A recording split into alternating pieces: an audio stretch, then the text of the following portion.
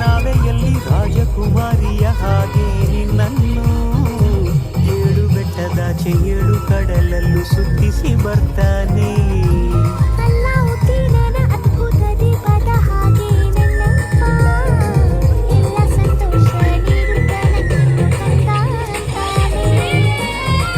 ಕವಿತೆಯ ಹಾಡಿ ಖುಷಿಗಳ ನೀಡಿ ಸುಂದರ ಕಥೆಗಳ ಹೇಳುತ್ತಲೇ ನಿಧಿರ ಮಾಡಿಸುವ